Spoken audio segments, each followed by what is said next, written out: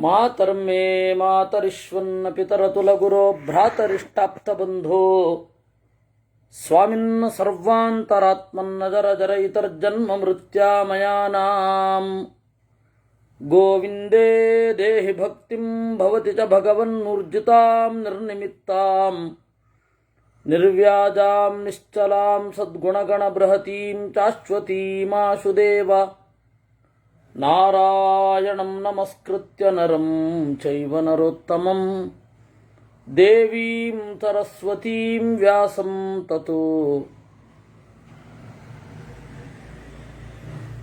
ಜಯಮುದೀರಯೇ ವಿಜಾನತಾಂ ಅವಿತ್ತಸ್ಯ ಮಧ್ವಸ್ಯ ಜಗತಿ ಗುರೋಃ ಪೂರ್ವಾಚಾರ್ಯಮಹಿಷ್ಠಾನಾಂ ಇಯಂ ಪ್ರಣತಿಮಾಲಿಕಾ ಭೃಗುಃ ಸತ್ಯಂ ಬ್ರಹ್ಮ ತಪಸ್ಸತ್ಯಂ ಸತ್ಯಂಚ ಸೃಜತೆ ಪ್ರಜಾಃ ಸತ್ಯೇನ ಧಾರ್ಯತೆ ಲೋಕಃ ಸ್ವರ್ಗಂ ಸತ್ಯೇನ ಗಚ್ಚತಿ.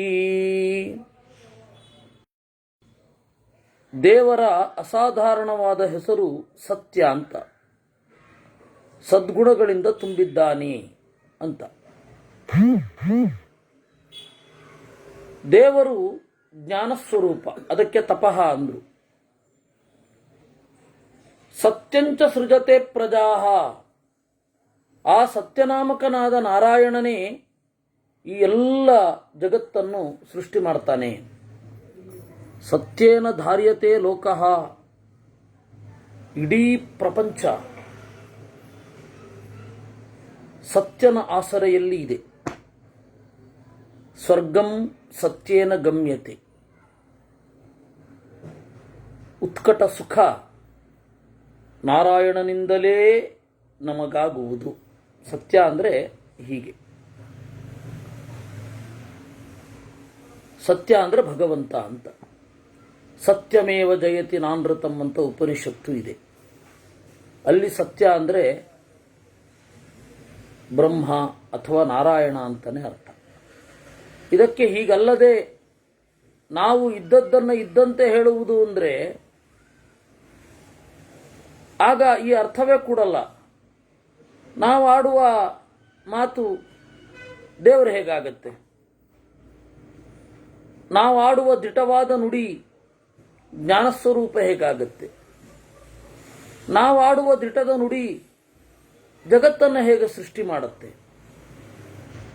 ಅದಕ್ಕೆ ಇದೇ ಅರ್ಥ. ಅನೃತಂ ತಮಸೋ ರೂಪಂ ತಮಸಾ ನೀಯತೆ ಶಧಃ ತಮೋಗ್ರಸ್ತಾ ನ ಪಶ್ಯಂತಿ ಪ್ರಕಾಶಂ ತಮಸಾವೃತಂ.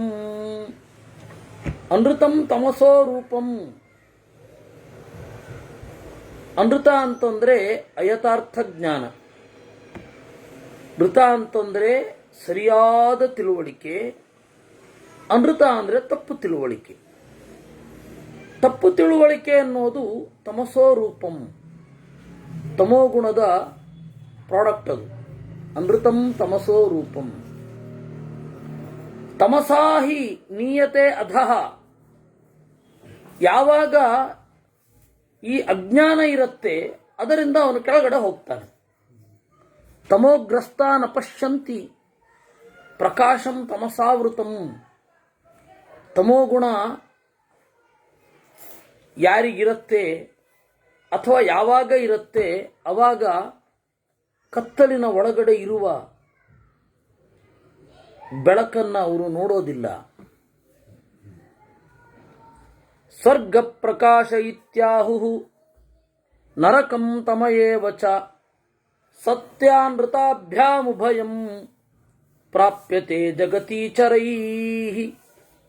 ಸ್ವರ್ಗ ಪ್ರಕಾಶ ಇತ್ಯಾಹು, ಅರಿವು ಸುಖದ ದಾರಿ ಎನ್ನುತ್ತಾರೆ. ನರಕಂ ತಮಯೇವ ಚ, ಅಜ್ಞಾನವೇ ದುಃಖದ ದಾರಿ. ಸತ್ಯಾನೃತಾಭ್ಯಾಮುಭಯಂ ಪ್ರಾಪ್ಯತೆ ಜಗತೀಚರೈಃ. ಈ ಭೂಮಿಯಲ್ಲಿ ಓಡಾಡುವವರು ಸತ್ಯದಿಂದ ಸ್ವರ್ಗವನ್ನು, ತಪ್ಪು ತಿಳುವಳಿಕೆಯಿಂದ ಅಥವಾ ಅಜ್ಞಾನದಿಂದ ದುಃಖವನ್ನು ಹೊಂದುತ್ತಾರೆ. ಯತ್ರ ತ್ವೇವಂ ವಿಧಾ ವೃತ್ತಿ ಲೋಕೆ ಸತ್ಯಾನೃತಾದ್ ಭವೇತ್ ಧರ್ಮ ಧರ್ಮೌ ಪ್ರಕಾಶಶ್ಚ ತಮೋ ದುಃಖಂ ಸುಖಂ ತಥಾ. ಈ ತರಹದ ನಡೆ ಏನಿದೆ ಇದನ್ನೇ ಸುಖಕ್ಕೆ ಕಾರಣವಾದದ್ದು ಧರ್ಮ, ದುಃಖಕ್ಕೆ ಕಾರಣವಾದದ್ದು ಅಧರ್ಮ ಅಂತ ಹೇಳ್ತಾರೆ. ತತ್ರ ಯತ್ ಸತ್ಯಂ ಸ ಧರ್ಮ ಯೋ ಧರ್ಮ ಸ ಪ್ರಕಾಶ ಯ ಪ್ರಕಾಶ ತತ್ಸುಖಂ ಇತಿ. ಮಹಾಭಾರತದಲ್ಲಿ ಗದ್ಯ ಇರುವ ಭಾಗ. ಹೇಗೆ ಭಾಗವತದಲ್ಲಿ ಪಂಚಮ ಸ್ಕಂಧದಲ್ಲಿ ಇಡೀ ಗದ್ಯ ಇದೆಯೋ, ಹೆಚ್ಚು ಗದ್ಯ ಇದೆಯೋ, ಷಷ್ಠ ಸ್ಕಂಧದಲ್ಲಿ ಸ್ವಲ್ಪ ಗದ್ಯ ಇದೆ. ಗದ್ಯ ಸಮಾನವಾದ ನಡೆ ನರ್ಕುಟಕ ವೃತ್ತ ಅಂತ ಕರೀತಾರೆ. ಆ ನರ್ಕುಟಕ ವೃತ್ತದಲ್ಲಿ ಇಡೀ ಶ್ರುತಿಗೀತೆ ಇದೆ, ಅದು ಗದ್ಯ ಗಂಧ ಇದೆ ಅದರಲ್ಲಿ. ಹಾಗೆ ವಿಷ್ಣು ಪುರಾಣದಲ್ಲಿ ನಾವೀಗ ಅದನ್ನೇ ನೋಡ್ತಾ ಇದ್ದೇವೆ, 4ನೆಯ ಅಂಶ. ಹೀಗೆ ಪುರಾಣಗಳಲ್ಲಿ ಗದ್ಯ ಬರ್ತದೆ ಮಧ್ಯ ಮಧ್ಯ. ಹಾಗೆ ಇಲ್ಲಿಯೂ ಕೂಡ ಗದ್ಯ ಇದೆ. ಮಹಾಭಾರತದಲ್ಲಿ ಶಾಂತಿ ಪರ್ವದ, ಮೋಕ್ಷ ಧರ್ಮ ಪರ್ವದಲ್ಲಿ ಮುಂದೆಯೂ ಅನೇಕ ಗದ್ಯಗಳನ್ನು ನಾವು ನೋಡುತ್ತೇವೆ. ಈಗ ಇರೋದು ಈ ಗದ್ಯ. ತತ್ರ ಯತ್ ಸತ್ಯಂ ಸ ಧರ್ಮ. ಈ ಸತ್ಯ ಏನಿದೆ ಅಂದರೆ ದೇವರು, ಅವನನ್ನೇ ಧರ್ಮ ಅಂತ ಕರೀತಾರೆ. ಅಂದರೆ ಧರ್ಮದ ನೆಲೆ. ದೇವರನ್ನು ಪ್ರಧಾನವಾಗಿಟ್ಟುಕೊಂಡೇ ಧರ್ಮದ ದಿಕ್ಕನ್ನು ಗುರುತಿಸಬೇಕೇ ವಿನಃ ಕೇವಲ ಹೊರಗಡೆಯ ಗುಣಗಳನ್ನು ಧರ್ಮ ಅಂತ ಗುರುತಿಸ್ಲಿಕ್ಕಾಗಲ್ಲ.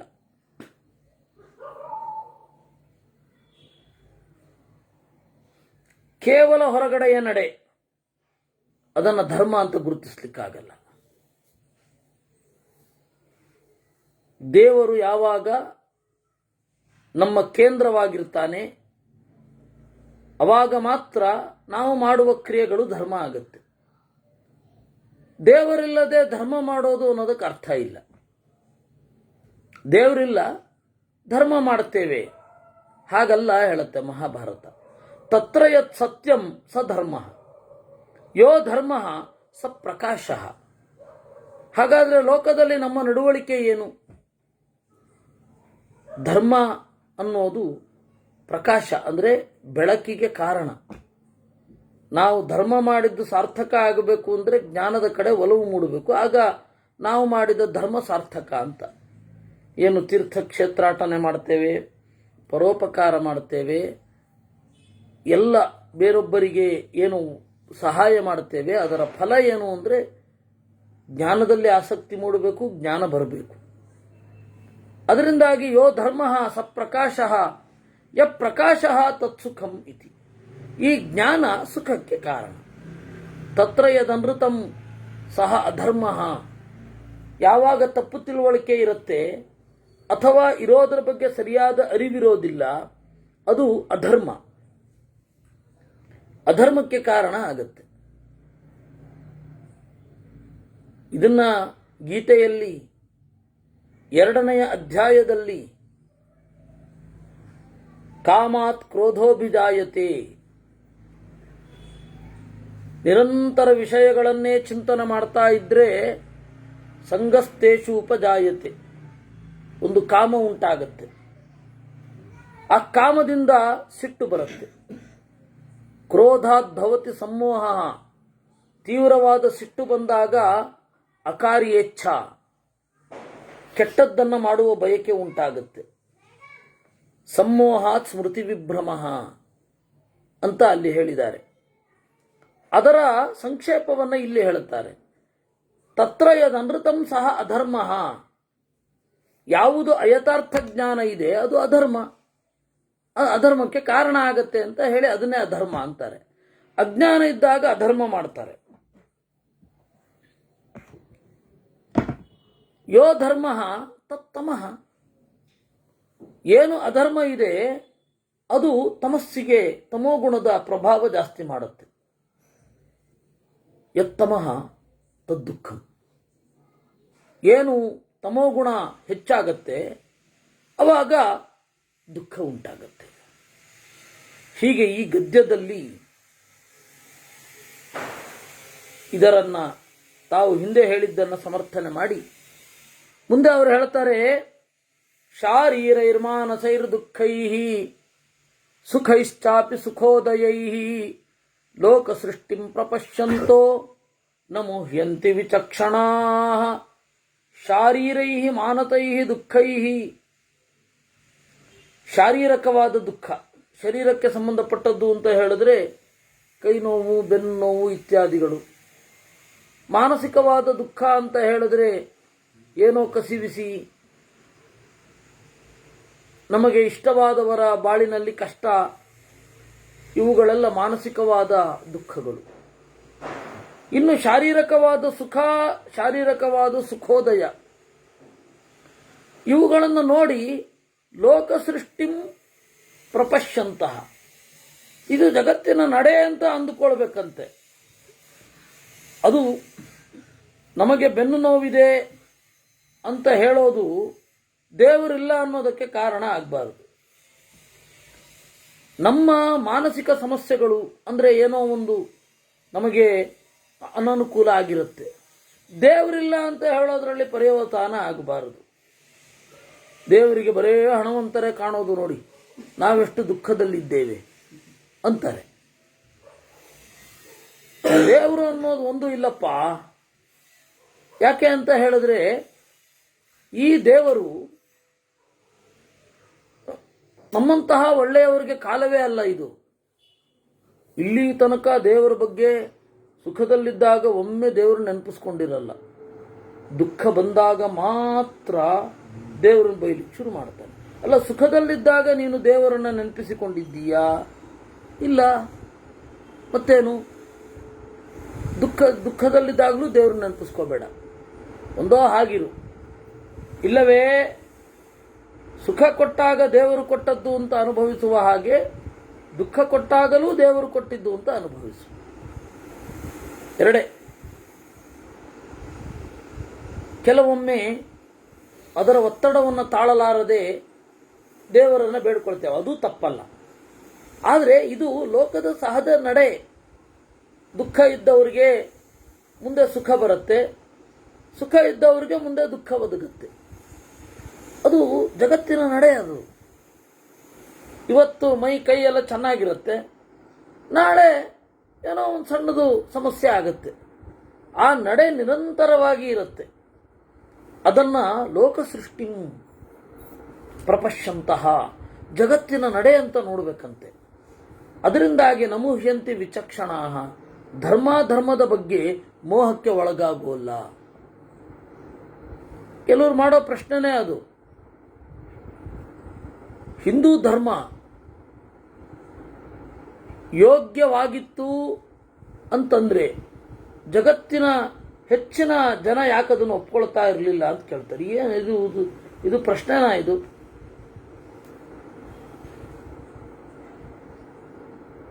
ನಿಮ್ಮ ಧರ್ಮ, ನಿಮ್ಮ ಮತ ಸರಿಯಾಗಿದ್ದಿದ್ರೆ ಬಹಳ ಜನರಿಗೆ ಯಾಕೆ ಇಷ್ಟ ಆಗ್ತಾ ಇರಲಿಲ್ಲ? 1000 ಕಾರಣ ಇರುತ್ತೆ ಅದಕ್ಕೆ. ವೇದ ನೆಟ್ಟಿಗಿತ್ತು ಅಂದ್ರೆ ಜಗತ್ತಿನಲ್ಲಿ 45 ದೇಶ ಮುಸ್ಲಿಂ ಯಾಕಾಗಿರುತ್ತೆ? 150 100 ಗಟ್ಟಲೆ ದೇಶಗಳು ಕ್ರಿಶ್ಚಿಯನ್ ಯಾಕಾಗಿರುತ್ತೆ? ನಾವೇನ್ ಮಾಡೋಣ ಅದಕ್ಕೆ? MA ಓದೋದು ಅಥವಾ ಓದುವ ಆಳ ಜಗತ್ತಿಗೆ ಸುಖ ಅಂತ ಆದ್ರೆ ಯಾಕೆ ಜನ ಜಾಸ್ತಿ ಆಳವಾಗಿ ಓದ್ತಾ ಇಲ್ಲ ಅಂದ್ರೆ ಏನು ಉತ್ತರ ಹೇಳೋದು? ಅವ್ರಿಗೆ ಗೊತ್ತಿಲ್ಲ ಅಷ್ಟೇ. ಅದರಿಂದ ಹಾಗಲ್ಲ ಇದು. ಈ ತರಹ ಸುಖ ನಮ್ಮ ಸುಖ ದುಃಖಗಳನ್ನ ಮಾನದಂಡವಾಗಿಟ್ಟುಕೊಂಡು ಧರ್ಮವನ್ನು ನಿಯಂತ್ರಣ ಮಾಡುವ, ಧರ್ಮವನ್ನು ನಿಶ್ಚಯ ಮಾಡುವ, ಧರ್ಮವನ್ನ ಇದಮಿತ್ತಂ ಅಂತ ಅದರ ಸ್ವರೂಪವನ್ನ ನಿರ್ಧಾರ ಮಾಡುವ ಒಂದು ದಡ್ಡತನಕ್ಕೆ ಹೋಗಬೇಡಿ. ಜ್ಞಾನಿಗಳು ಹೋಗೋದಿಲ್ಲ. ಹೌದು, ನನಗೀಗ ಸುಖ ದುಃಖ ಇದೆ. ಹೆಚ್ಚಿನ ಮತಾಂತರ ಆಗೋರು ಹಾಗೆ ಆಗೋದು. ಮತಾಂತರ ಆಗೋರು ನೋಡಿ, ನಿಮ್ಮ ದೇವರು ದುಃಖ ಕೊಟ್ಟಿದ್ದಾನೆ, ಬನ್ನಿ ಇಲ್ಲಿ ನಿಮಗೆ ನಾವು ಸುಖ ಕೊಡ್ತೀವಿ, ಅದರಿಂದಾಗಿ ಆ ದೇವರಿಗಿಂತ ಈ ದೇವರು ದೊಡ್ಡವರು, ಆ ಧರ್ಮಕ್ಕಿಂತ ಈ ಧರ್ಮ ದೊಡ್ಡದು ಅಂತಾನೆ. ಇದೆಲ್ಲ ಮೋಹ, ಬುದ್ಧಿಮೋಹ. ಕ್ರಿಶ್ಚಿಯಾನಿಟಿಯೋ ಅಥವಾ ಬೇರೆ ಇಸ್ಲಾಮೋ ಕೇವಲ ಸುಖವನ್ನೇ ಕೊಡೋದಾಗಿದ್ರೆ ಅದದು ಹುಟ್ಟುಟ್ಟಿ ಬಂದ ಯಾವ ದೇಶದಲ್ಲಿ ಹುಟ್ಟಿತೋ ಅಲ್ಲೇ ಯಾಕೆ ಜಗಳ ಇದೆ?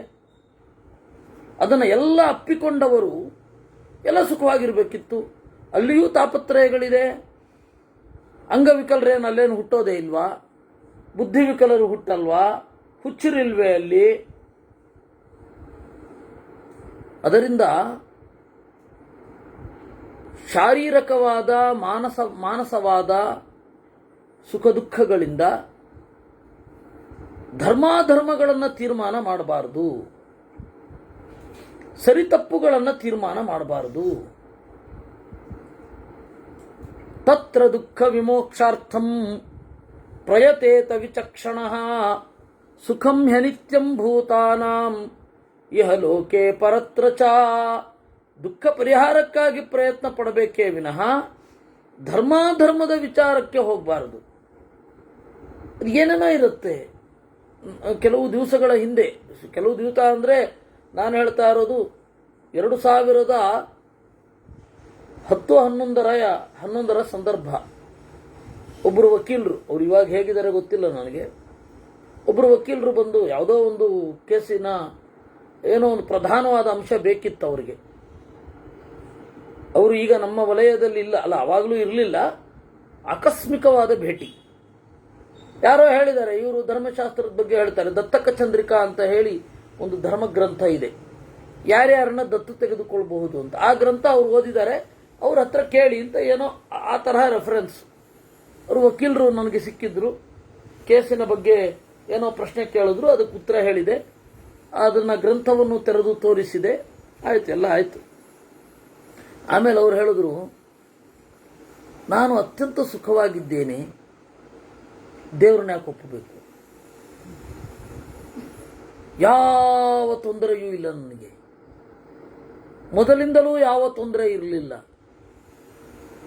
ವಿದ್ಯಾಭ್ಯಾಸವೂ ಸುಖವಾಗಿ ಆಯಿತು, ಕೆಲಸವೂ ಸುಖವಾಗಿ ಆಯಿತು, ಮದುವೆಯೂ ನಾನು ಇಷ್ಟಪಟ್ಟಂತೆ ಆಯಿತು, ಮಕ್ಕಳನ್ನೂ ನನ್ನ ಇಷ್ಟದಂತೆ ಪಡೆದಿದ್ದೇನೆ. ನನಗೆ ದೇವರನ್ನು ಒಪ್ಪಬೇಕು ಅಂತ ಅನ್ನಿಸ್ತಾ ಇಲ್ಲ. ಏನು ಹೇಳೋದು ಅವರಿಗೆ? ಆಯ್ತು, ದುಃಖ ಅನುಭವ ಆಗೋ ತನಕ ಕಾಯಿರಿ ಅನ್ಬೇಕಷ್ಟೆ, ಬೇರೆ ದಾರಿ ಇಲ್ಲ. ಅದಕ್ಕೆ ನಾನು ಹೇಳಿದೆ, ಅಲ್ಲ ಈ ವಿಚಾರದಲ್ಲಿ ನಾನು ಮಾತನಾಡ್ಲಿಕ್ಕೆ ಬರೋಲ್ಲ. ಯಾಕೆಂದ್ರೆ ಏನು ಹೇಳಿದ್ರು ಸಮಸ್ಯೆ. ನೀವು ಮುಂದೆ ದುಃಖ ಬರಲಿ ಅಂತ ಹೇಳಕ್ಕಾಗತ್ತಾ? ಏನು ಹೇಳೋದು? ದೇವರಿಗೆ ನೀವು ಅವನನ್ನು ತಿಳಿಬೇಕು ಅಂತ ಅನ್ನಿಸಿದರೆ ಹೇಗೋ ತಿಳಿಸ್ತಾನೆ ಬಿಡಿ ಹಿಂದೆ, ಅಷ್ಟೇ. ಅದೇ ಇದಂ ಪ್ರಥಮ ಇದಂ ಚರಮ, ಅದೇ ಮೊದಲು ಅದೇ ಕೊನೆ. ನಾನು ಮತ್ತೆ ಅವನು ನೋಡ್ಲಿಕ್ಕಾಗಿಲ್ಲ, ನೋಡ್ಲೂ ಇಲ್ಲ. ಈ ರೀತಿ ಇರುತ್ತೆ, ಏನೇನೋ ಹೀಗೆಲ್ಲ ಇರುತ್ತೆ. ಅದರಿಂದ ಅವ್ರು ಹೇಳೋದು, ತತ್ರ ದುಃಖ ವಿಮೋಕ್ಷಾರ್ಥಂ ಪ್ರಯತೇತ ವಿಚಕ್ಷಣಃ. ದುಃಖದ ಬಿಡುಗಡೆಗೆ ಪ್ರಯತ್ನ ಪಡಬೇಕೇ ವಿನಃ ವೈಯಕ್ತಿಕ ಅನುಭವದ ನೆಲೆಯ ಮೇಲೆ ಯಾವತ್ತೂ ಕೂಡ ಧರ್ಮಾಧರ್ಮವನ್ನಾಗಲಿ ದೇವರು ಜಗತ್ತು ಇತ್ಯಾದಿ ವಿಷಯಗಳನ್ನಾಗಲಿ ತೀರ್ಮಾನ ಮಾಡಲಿಕ್ಕೆ ಹೋಗಬಾರದು. ಅದಕ್ಕೆ ಪ್ರಾಚೀನ ಭಾರತದಲ್ಲಿ ರೋಲ್ ಮಾಡೆಲ್ ಕಾನ್ಸೆಪ್ಟೂ ಇಲ್ಲ. ನಿನಗೆ ಯಾರು ರೋಲ್ ಮಾಡೆಲ್ಲು ಅಂದರೆ ಏನು ಹೇಳೋದು? ಯಾರೂ ಇಲ್ಲ. ರಾಮನನ್ನು ರೋಲ್ ಮಾಡೆಲ್ ತಗೊಳ್ಳಿಕ್ಕಾಗತ್ತಾ? ಪರಶುರಾಮನನ್ನ ಯಾರನ್ನೂ ರೋಲ್ ಮಾಡೆಲ್ ಆಗಿ ತಗೊಳ್ಳಿಕ್ಕಾಗಲ್ಲ. ಧರ್ಮದ ವಿಚಾರ ಬಂದಾಗ ಅವರು ಈ ರೀತಿ ಮಾಡಿದ್ದಾರೆ. ನಮಗೆ ಈ ಕಾಲಕ್ಕೆ ಹೀಗಿರಬೇಕು ಅಂತ ಇವರು ಧರ್ಮದಲ್ಲಿ ಹೇಳಿದ್ದಾರೆ ಅಷ್ಟೇ. ನಾನು ಮಧ್ವಾಚಾರ ತರ ಇರ್ತೀನಿ, ಮಧ್ವಾಚಾರ ನನ್ನ ರೋಲ್ ಮಾಡಲು ಅಂತ ಯಾವುದಾದ್ರೂ ಒಬ್ಬ ಮಾಧ್ವ ಹೇಳಿದ್ ಕೇಳಿದ್ದೀರಾ? ಅಲ್ಲ, ಅವರಿಗೆ ಈ ಕಾನ್ಸೆಪ್ಟ್ ಪೂರ್ತಿಯಾಗಿ ಎಕ್ಸ್ಪ್ಲೇನ್ ಮಾಡ್ಲಿಕ್ಕೆ ಬರದೇ ಇರಬಹುದು. ಆದರೆ ಯಾರಾದರೂ ವಿದ್ವಾಂಸ ಆ ತರಹ ಹೇಳೋದನ್ನು ಕೇಳಿದ್ದೀರಾ? ಯಾವುದಾದ್ರೂ ಸ್ವಾಮಿಗಳು ನಾನು ಮಧ್ವಾಚಾರ್ಯರನ್ನ ನನ್ನ ರೋಲ್ ಮಾಡೆಲ್ ಆಗಿ ಇಟ್ಟುಕೊಂಡು ಮುಂದೆ ಹೋಗಿದ್ದೇನೆ, ಮಧ್ವಾಚಾರ್ಯರೇ ನನ್ನ ಸ್ಫೂರ್ತಿ ಅಂತ ಹೇಳಿದವರು ಕೇಳಿದ್ದೀರಾ? ಯಾರೂ ಹೇಳಲ್ಲ. ಯಾಕೆಂದ್ರೆ ಎಲ್ಲರಿಗೂ ಗೊತ್ತಿದೆ ಇದು ಹೀಗಿರಬೇಕು ಅಷ್ಟೆ. ನಾವು ಹೀಗಿರಬೇಕು ಅಂತ ನಮಗೆ ಅನ್ವಯ ಆಗುವ ಶಾಸ್ತ್ರ ಇದು. ಅದರಿಂದಾಗಿ ಈ ರೀತಿ ನಾವಿರಬೇಕು. ಅದರಿಂದ ದುಃಖ ವಿಮೋಕ್ಷಾರ್ಥಂ, ದುಃಖದ ಬಿಡುಗಡೆಗಾಗಿ ವಿಚಕ್ಷಣ ಜ್ಞಾನಿಯೋರ್ವ ಪ್ರಯತೇತ ಪ್ರಯತ್ನಿಸಬೇಕು. ಯಾಕೆ? ಸುಖಮ್ಯೆ ಅನಿತ್ಯಂ ಭೂತಾನ, ಎಲ್ಲ ಸುಖವೂ ಅನಿತ್ಯ. ಅದರಿಂದಾಗಿ ಸುಖ ಇದೆ ಅಂತ ದೇವರನ್ನ ನಿರಾಕರಣೆ ಮಾಡೋದಾಗಲಿ, ಸುಖ ಬೇಕು ಅಂತ ಬೇರೆ ಧರ್ಮವನ್ನು ಹೊಂದೋದಾಗಲಿ ಅದೆಲ್ಲ ಅಸಂಗತ. ಸುಖ ಅನಿತ್ಯ ಇಲ್ಲಿ ಮಾತ್ರ ಅಲ್ಲ, ಪರತ್ರಚ. ನೀವು ಸ್ವರ್ಗಕ್ಕೆ ಹೋದ್ರೆ ಅಲ್ಲೂ ಕೂಡ ಏನೇನೋ ಮಾಡ್ತೀವಿ, ಸೇವೆ ಮಾಡ್ತೀವಿ, ಅದಕ್ಕೆ ದೇವರು ಒಂದು ಸ್ವಲ್ಪ ಸ್ವರ್ಗವನ್ನ ಕರುಣಿಸಬಹುದು. ದೀನದಲಿತರ ಸೇವೆ ಮಾಡ್ತೇನೆ, ಅದು ದೇವರ ಅನುಗ್ರಹಕ್ಕಾಗಿ ಮಾಡಬೇಕೇ ವಿನಃ ಸಂತುಷ್ಟೋ ಭವತೀಶ್ವರ ತಸ್ಯ ಪ್ರಾಣ್ಯುಪಕಾರೇಣ ಸಂತುಷ್ಟೋ ಭವತೀಶ್ವರ ಅಂತ ಗೀತಾ ಭಾಷ್ಯದಲ್ಲಿ ಮಧ್ವಾಚಾರ್ಯರು ಬೇರೊಬ್ಬರಿಗೆ ಉಪಕಾರ ಮಾಡಿದರೆ ದೇವರು ಪ್ರೀತನಾಗ್ತಾನೆ ಅಂತ ಹೇಳಿದ್ದಾರೆ. ಆದರೆ ಅದರ ಎಂಡ್ ಜ್ಞಾನ ಬರೋದಾಗಿರ್ಬೇಕು, ಇಲ್ಲೇ ಬರಬೇಕು. ಎಲ್ಲಿಗೆ ಹೋದ್ರೂ ಇಲ್ಲೇ ಬರಬೇಕು.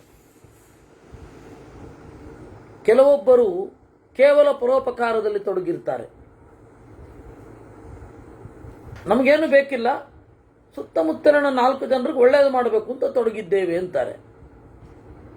ಅದಕ್ಕೆ ಸ್ವರ್ಗ ಸಿಗಬಹುದಷ್ಟೇ. ಮೋಕ್ಷ ಸಾಧನವಾದ ಜ್ಞಾನ ಸಿಗಲ್ಲ. ಇದನ್ನೆಲ್ಲ ಭಾಗವತ ಹೇಳಿದೆ.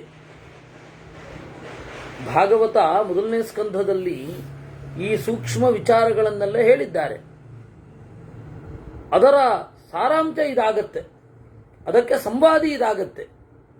ಈ ಲೋಕದಲ್ಲಿ ಮಾತ್ರ ಅಲ್ಲ, ಇಹಲೋಕೆ ಪರತ್ರಚ ಸುಖಮ್ಯೇ ಅನಿತ್ಯಂ, ಪರಲೋಕದಲ್ಲಿಯೂ ಸುಖ ಅನ್ನೋದು ಅನಿತ್ಯವೇ. ರಾಹುಗ್ರಸ್ತಸ್ಯ ಸೋಮಸ್ಯ ಯಥಾ ಜ್ಯೋತ್ಸ್ನಾ ನ ಭಾಸತೆ ತಥಾ ತಮೋಭಿಭೂತಾನಾಂ ಭ್ರಶ್ಯತೆ ಸುಖಂ. ನೆರಳು ಆವರಿಸಿದಾಗ, ರಾಹು ಅಂದ್ರೆ ನೆರಳಿನ ರೂಪದಲ್ಲಿ ಇರ್ತಾನೆ. ರಾಹು ಅಂದ್ರೆ ದೊಡ್ಡ ಆಯುಧಗಳನ್ನು ಹಿಡಿದು ಏನು ನಮಗೆ ಕಾಣಿಸ್ಕೊಳ್ಳೋಲ್ಲ, ನಮಗೆ ಕತ್ತಲಾಗಿಯೇ ಕಾಣಿಸ್ಕೊಳ್ಳೋದು. ಕತ್ತಲು ಚಂದ್ರನನ್ನು ಮುಸುಕಿದಾಗ ಬೆಳದಿಂಗಳು ತೋರಲ್ಲ. ತಥಾ ತಮೋಭಿಭೂತಾನಾಂ, ಹಾಗೆಯೇ ತಮೋಭಿಭೂತಾನಾಂ, ಅಜ್ಞಾನದಿಂದ ಕಂಗೆಟ್ಟವರಿಗೆ ಸುಖ ಸಿಗೋಲ್ಲ. ಸುಖ ಸಿಗೋದು ಜ್ಞಾನದಿಂದ ಮಾತ್ರ. ನೋಡಿ, ಒಂದು ಹೇಳುತ್ತೇನೆ, ಜೀವನದಲ್ಲಿ ವೈಷಯಿಕ ಸುಖಗಳನ್ನು 30-35ರವರೆಗೆ ಉತ್ಕಟವಾಗಿ ಅನುಭವಿಸಬಹುದು. ಆಮೇಲೆ ಜ್ಞಾನದಿಂದಲೇ ಸುಖ. ಅದಕ್ಕೆ ನಮ್ಮನ್ನು ಕರೆಕ್ಟಾಗಿ ಮಾಡಿದ್ದಾರೆ. ಯಾಕೆ ಅಂದರೆ ಅಷ್ಟೊತ್ತಿಗೆ ಹೆಚ್ಚು ಎಲ್ಲ ನೋಟಗಳನ್ನು ನೋಡಿ ಆಗಿರುತ್ತೆ, ಎಲ್ಲ ಥರವನ್ನು ನೋಡ್ಬಿಟ್ಟಿರ್ತೀವಿ. ಯಾರೇ ಆಗಿರಲಿ ಎಲ್ಲವನ್ನ ನೋಡಿರ್ತಾನೆ.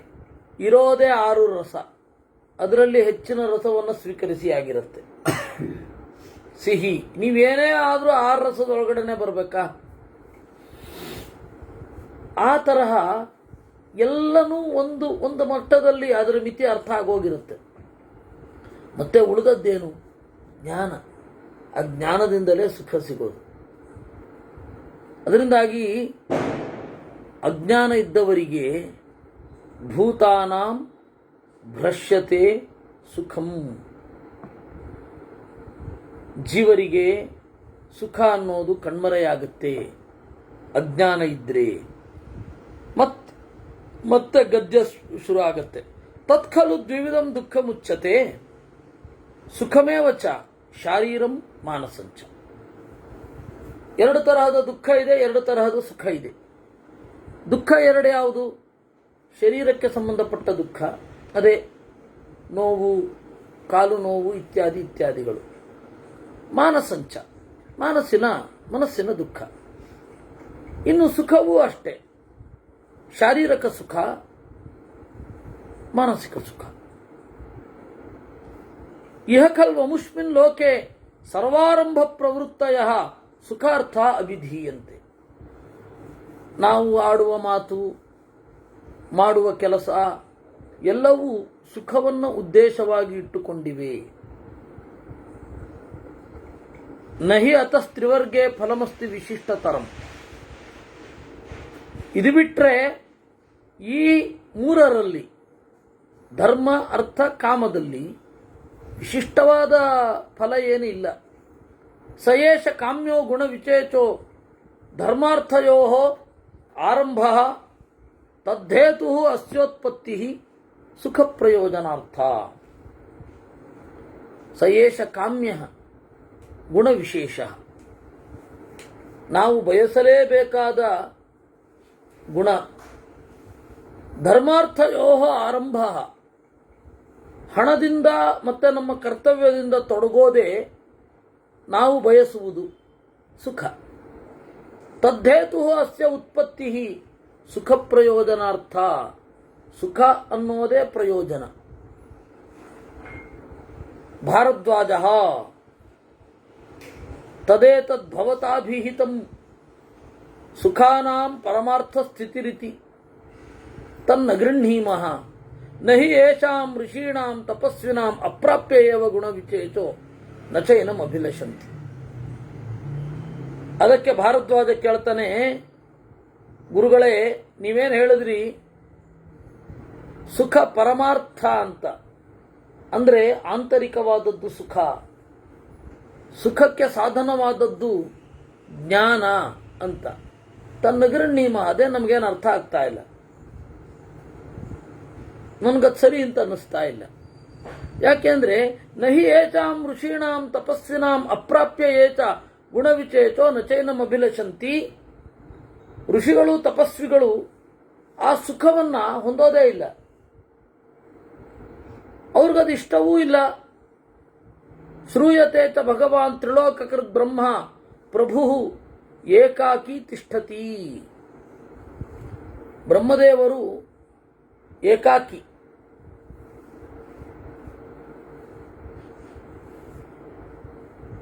ಅವರು ಗೃಹಸ್ಥರಾಗಿಲ್ಲ. ಬ್ರಹ್ಮಚಾರಿ ನ ಕಾಮಸುಖೇಚು ಆತ್ಮಾನಂ ವಿದಧಾತಿ. ಬ್ರಹ್ಮಚರ್ಯದಲ್ಲಿ ತೊಡಗಿದ್ದು, ಬ್ರಹ್ಮಚರ್ಯ ಅಂದರೆ ಮದುವೆ ಆಗದೆ ಇರೋದು ಅಂತ ಅರ್ಥ ಅಲ್ಲ, ದೇವರಲ್ಲಿ ತೊಡಗಿದವರು ಅಂತ. ದೇವರಲ್ಲಿ ತೊಡಗಿದವರು ಕಾಮಸುಖಗಳಲ್ಲಿ ತಮ್ಮನ್ನು ತೊಡಗಿಸಿಕೊಳ್ಳುವುದಿಲ್ಲ. ಅಪಿಚ ಭಗವಾನ್ ವಿಶ್ವೇಶ್ವರ ಕಾಮಂ ಅತಿವರ್ತಮಾನಂ ಅನಂಗತ್ವೇನ ನಾಶಮನಯತ್. ಇನ್ನು ಭಗವಾನ್ ಸದಾಶಿವ ಕಾಮನನ್ನು ಸುಟ್ಟಿದ್ದಾನೆ. ಯಾಕೆ ಅಂದರೆ ಮಿತಿಮೀರಿ ನನ್ನೊಳಗಡೆ ಕಾಮ ಇಣುಕ್ತಾ ಇದೆ ಅಂತ. ತಸ್ಮಾತ್ ಬ್ರೂಮೋ ನತು ಮಹಾತ್ಮಭಿ ಪ್ರತಿಗೃಹೀತೋಯಮರ್ಥ ನತ್ವೇಷ ತಾವದ್ ವಿಶಿಷ್ಟೋ ಗುಣಃ ಇತಿ. ಅದರಿಂದ ಜ್ಞಾನದಿಂದ ಸುಖ ಆಗತ್ತೆ,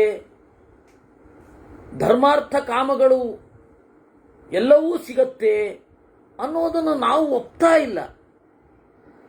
ನಚೈತದ್ ಭಗವಾನ್ ಪ್ರತ್ಯೇತಿ ಭಗವತಾ ಉಕ್ತಂ ಸುಖಾನಾಂ ಪರಮಾರ್ಥ ಸ್ಥಿತಿ ಇತಿ. ನೀವೇನು ಹೇಳಿದ್ರಿ, ಸುಖ ಅನ್ನೋದು ಪಾರಮಾರ್ಥಿಕವಾದದ್ದು, ಜ್ಞಾನದಿಂದ ಬರುವಂಥದ್ದು ಅಂದ್ರಿ. ಲೋಕಪ್ರವಾದೋಪಿ ನಾವಿದನ್ನ ಒಪ್ಪಲ್ಲ. ಜನ ಏನು ಹೇಳ್ತಾರೆ ಸ್ವಾಮಿ, ಸಾಮಾನ್ಯ ಜನ, ದ್ವಿವಿಧ ಫಲೋದಯ ಸುಕೃತಾಚ ಸುಖಮವಾಪ್ಯತೆ ದುಷ್ಕೃತ ದುಃಖಂ. ಒಳ್ಳೆ ಕೆಲಸ ಮಾಡಿದ್ರೆ ಸುಖ, ಕೆಟ್ಟ ಕೆಲಸ ಮಾಡಿದ್ರೆ ದುಃಖ, ಮುಗಿದೋಯ್ತು. ಇದು ಎರಡು ಬಿಟ್ರೆ ಸುಖ ಅಂತನ್ನೋದು ಇದರಿಂದ ಆಚೆ ಒಂದಿರುತ್ತೆ ಅಂತ ನಾವಂತೂ ಒಪ್ಪಲ್ಲ. ಎಷ್ಟು ಚೆನ್ನಾಗಿದೆ. ಭೃಗುಹು, ಅದಕ್ಕೆ ಭೃಗು ಹೇಳ್ತಾನೆ, ಅತ್ರೋಚ್ಯತೆ ಅನೃತಾತ್ ಖಲು ತಮ ಪ್ರಾದುರ್ಭೂತಂ. ನೋಡಪ್ಪ, ತಮೋಗುಣದಲ್ಲಿ ತೊಡಗಿದ್ದು ಯಾಕೆ? ಅನೃತಾತ್, ಅಯಥಾರ್ಥ ಜ್ಞಾನದಿಂದ. ಈಗ ಉದಾಹರಣೆಗೆ ಏನೋ ಒಂದು ಚಟ ಬೆಳೆಸಿಕೊಂಡ್ರೆ ಬುದ್ಧಿ ಚುರುಕಾಗತ್ತೆ ಅಂತ ಭ್ರಮೆ ಇರುತ್ತೆ. ನಶ್ಯ ಹಾಕುವವರನ್ನು ಕೇಳಿದ್ರೆ ಅವ್ರು ಹೇಳ್ತಾರೆ, ಪರಮಾಯಿಷಿ ನಶ್ಯ ಹಾಕಬೇಕ್ರಿ, ಬುದ್ಧಿ ಚುರುಕಾಗಿ ಓಡತ್ತೆ ಅಂತ.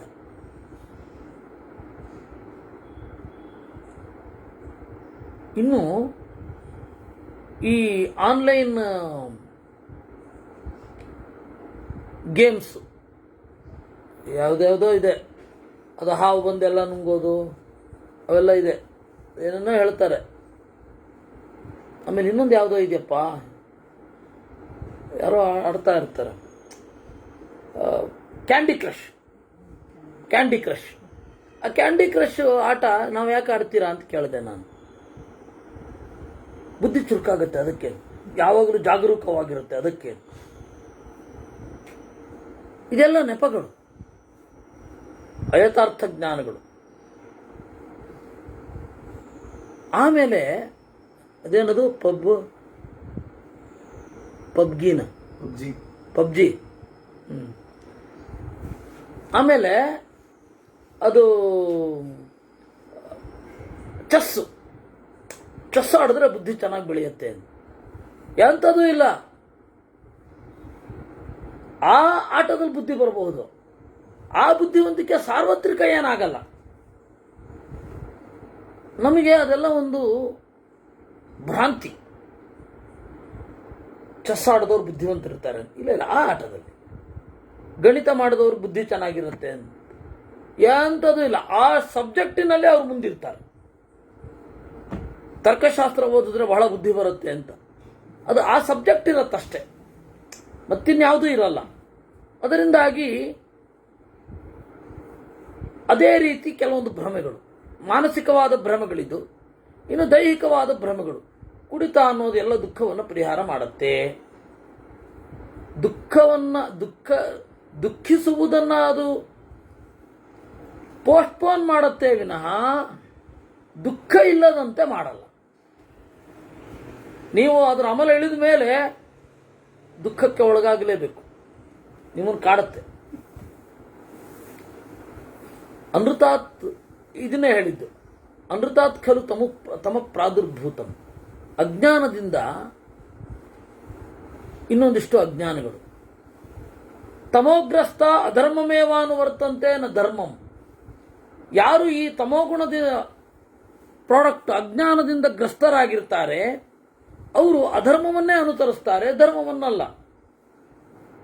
ಕ್ರೋಧ ಲೋಭ ಮೋಹ ಮದಾದಿಭಿ ಅವಚ್ಛಿನ್ನ ನಕಲ್ವಸ್ಮಿನ್ ಲೋಕೆ ನಾಮುತ್ರ ಸುಖಮವಾಪ್ನುವಂತಿ.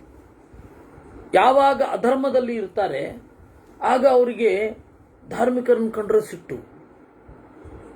ಇಂದ್ರಿಯ ನಿಗ್ರಹದ ಬಗ್ಗೆ ಯಾರಾದರೂ ಹೇಳಿದ್ರೆ ಮೈಯೆಲ್ಲ ಉರಿದೋಗ್ಬಿಡುತ್ತೆ ಅವ್ರಿಗೆ. ಏಕಾದಶಿ ಉಪವಾಸ ಮಾಡಬೇಕಪ್ಪ, ಯಾಕೆ ಮಾಡಬೇಕು ಅಂತ ಏರಿದ ಧ್ವನಿಯಲ್ಲೇ. ಇನ್ನು ಮಧ್ವಾಚಾರ್ಯರು ಇನ್ನೂ ಸ್ಪೆಸಿಫಿಕ್ ಆಗಿ ಹೇಳ್ತಾರೆ, ನಾನು ಈಗ ನೀರು ಕುಡಿತೀನಿ, ಕುಡಿದೇ ಇರುವಂತೆ ಮಾಡಲಿ ನೋಡೋಣ ಅಂತಾರಂತೆ. ಅವನು ಅತ್ಯಂತ ತಾಮಸ ಅನ್ಕೊಂಡು ಅವನ ಹತ್ರ ದೇವರ ಬಗ್ಗೆ ಏನು ಮಾತಾಡಬಾರದಂತೆ. ನಾನು ಈಗ ಈ ಅನ್ನವನ್ನು ತಿನ್ನುತ್ತೇನೆ, ತಿಂದೇ ಇರೋ ಹಾಗೆ ಮಾಡಲಿ ನೋಡೋಣ ಅಂತ ಯಾರು ಹೇಳ್ತಾ ಇರ್ತಾನೆ ಆ ತೀವ್ರವಾದಿಯನ್ನು ಬಿಟ್ಬಿಡ್ಬೇಕು ಅಂತಾರೆ ಆಚಾರ್ಯರು.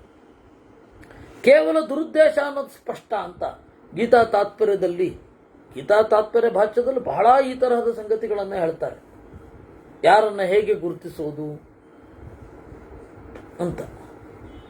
ಅದರಿಂದಾಗಿ ಯಾವಾಗ ಅಧರ್ಮ ಇರುತ್ತೆ ಅಲ್ಲಿ ಕ್ರೋಧ ಮೂಡುತ್ತೆ, ಲೋಭ ಮೂಡುತ್ತೆ,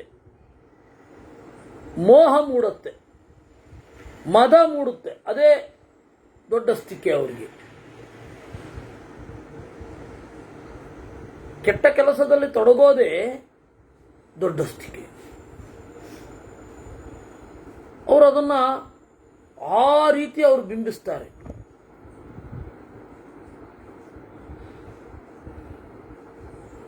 ನಖಲ್ ಅಸ್ಮಿನ್ ಲೋಕೆ ನಾಮುತ್ರ ಸುಖಮವಾಪ್ನುವಂತೆ. ಅವ್ರಿಗೆ ಈ ಲೋಕದಲ್ಲಿ ಸುಖ ಇರುತ್ತೆ ಅನ್ಕೊಂಡ್ರ? ಅಧರ್ಮ ಮಾಡುವವರಿಗೆ ಖಂಡಿತ ಇರಲ್ಲ. ಅವ್ರಿಗದು ಹೇಳ್ಕೊಳ್ಳಿಕ್ಕೂ ಬರಲ್ಲ, ಹೇಳ್ಕೊಳ್ಳಿಕ್ಕಾಗಲ್ಲ. ಇನ್ನು ಆ ಲೋಕದಲ್ಲಿಯೂ ಸುಖ ಇರೋದಿಲ್ಲ. ವಿವಿಧ ವ್ಯಾಧಿ ವ್ರಣ ರುಜೋಪತಾಪೈ ಅವಕೀರಿಯಂತೆ.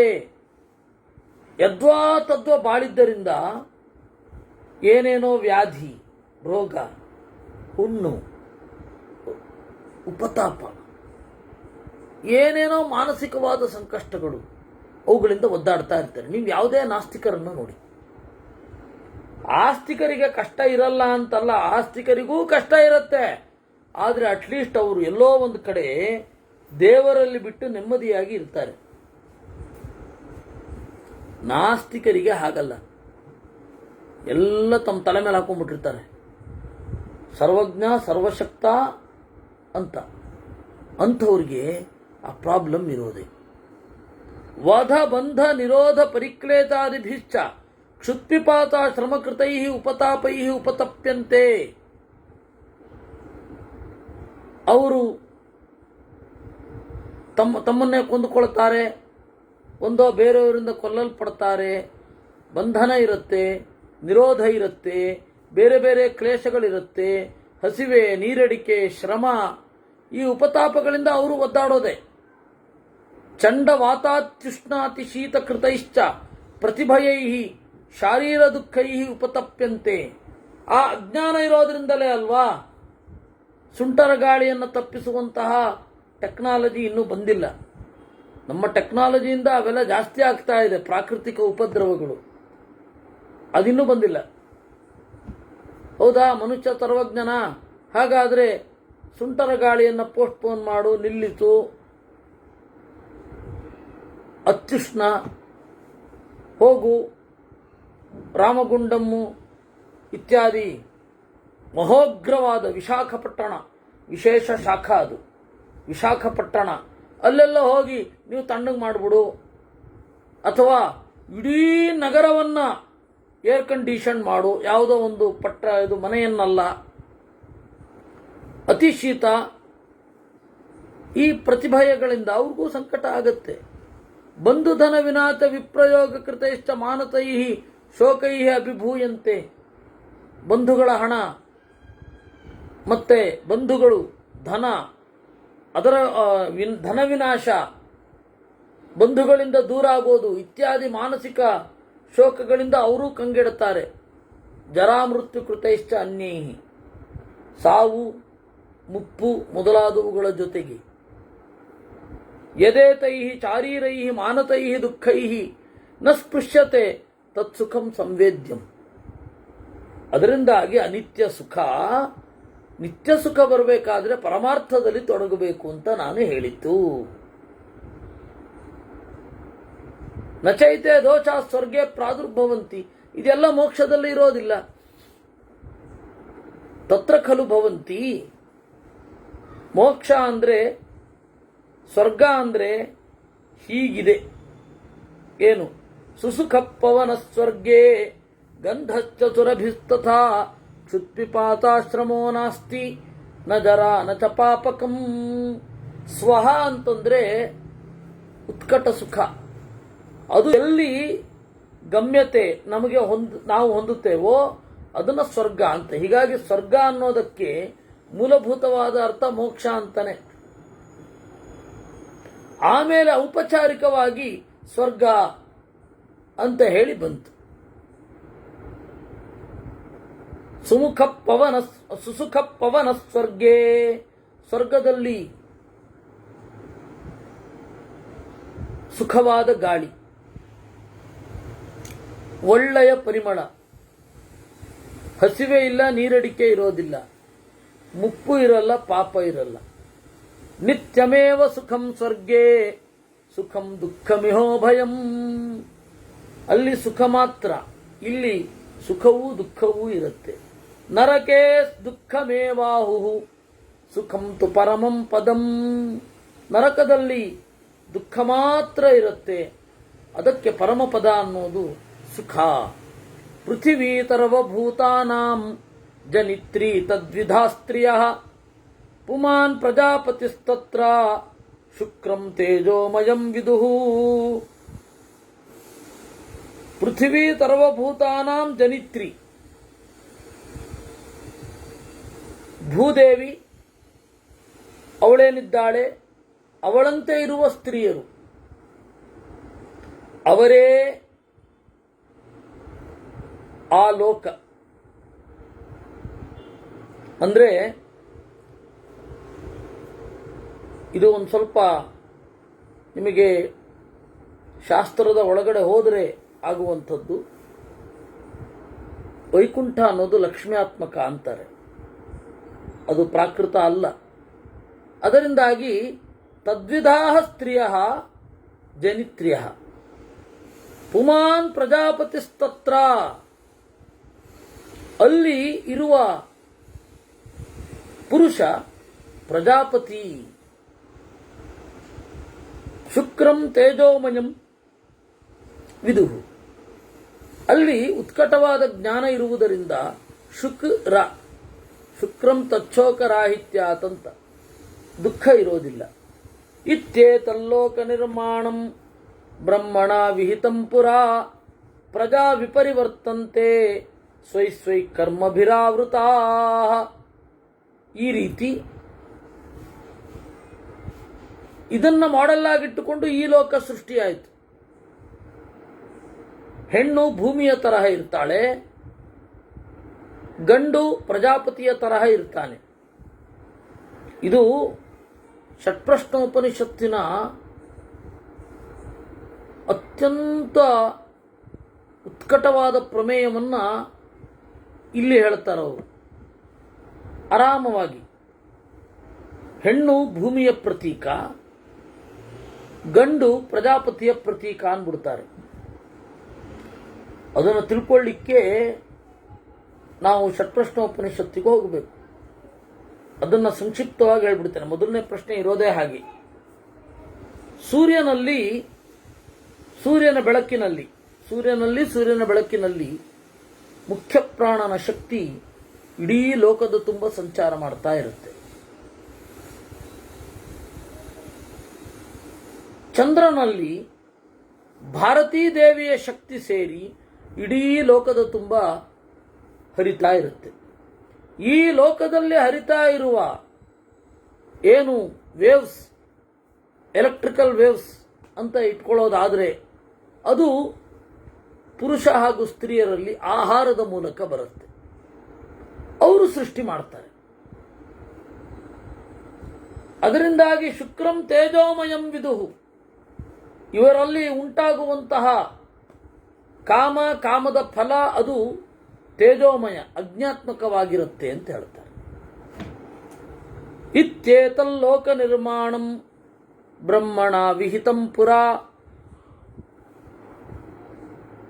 ಪ್ರಜಾ ವಿಪರಿವರ್ತಂತೆ ಸ್ವೈ ಸ್ವೈ ಕರ್ಮಭಿರಾವೃತಾ. ಹೀಗೆ ಲೋಕದ ನಿರ್ಮಾಣವನ್ನು ಬ್ರಹ್ಮದೇವರು ಮಾಡಿದ್ದಾರೆ. ಆದರೆ ಆ ಲೋಕದ ಮಾಡೆಲ್ ಇಟ್ಟುಕೊಂಡು ನಿರ್ಮಿತವಾದ ಈ ಲೋಕದಲ್ಲಿ ಜನರು ತಮ್ಮ ತಮ್ಮ ಕರ್ಮಗಳಿಂದ ಆವೃತರಾಗಿ ಆ ಕರ್ಮಕ್ಕೆ ತಕ್ಕ ಫಲವನ್ನು ಪಡಿತಾ ಇರ್ತಾರೆ ಅನ್ನುವಲ್ಲಿಗೆ ಶಾಂತಿ ಪರ್ವಣಿ 870 178ನೇ ಸರ್ಗ. ಭಾರದ್ವಾಜ ದಾನಸ್ಯ ಕಿಂ ಫಲಂ ಪ್ರೋಕ್ತಂ ಧರ್ಮಸ್ಯ ಚರಿತಸ್ಯ ಚ ತಪಸಶ್ಚ ಸುತಪ್ತಸ್ಯ ಸ್ವಾಧ್ಯಾಯಸ್ಯ ಹುತಸ್ಯ ಚ. ದಾನಸ್ಯ ಕಿಂ ಫಲಂ ಪ್ರೋಕ್ತಂ, ದಾನದ ಫಲವೇನು? ಧರ್ಮ ಮಾಡಿದ್ರೆ ಏನು ಫಲ? ತಪಸ್ಸು ಮಾಡಿದ್ರೆ ಏನು ಫಲ? ವೇದಾಧ್ಯಯನದ ಫಲವೇನು? ದೇವರನ್ನು ಪೂಜಿಸಿದರೆ ಫಲವೇನು? ಹುತಸ್ಯ. ಹುತಸ್ಯ ಅಂದರೆ ಹೋಮ ಮಾಡಿದ್ದರ ಫಲ. ಭೃಗು ಹುತೇನ ಶಾಮ್ಯತೆ ಪಾಪಂ ಸ್ವಾಧ್ಯಾಯೈಶಾಂತಿರುತ್ತಮ ದಾನೇನ ಭೋಗ ಇತ್ಯಾಹು ತಪಸಾ ಸರ್ವಮಾಪ್ನುಯಾತ್. ಹುತೇನ ಶಾಮ್ಯತೆ ಪಾಪಂ, ಅಗ್ನಿಮುಖದಲ್ಲಿ ಹೋಮ ಮಾಡುವುದರಿಂದ ಪಾಪ ಶಮನ. ಯಾಕೆಂದರೆ ಗಿಡ ಮರಗಳಿಗೂ ಜೀವ ಇದೆ. ಅದನ್ನು ಕೊಯ್ಯುವುದು, ಕತ್ತರಿಸುವುದು, ಹೆಚ್ಚುವುದು ಮೊದಲಾದವುಗಳಿಂದ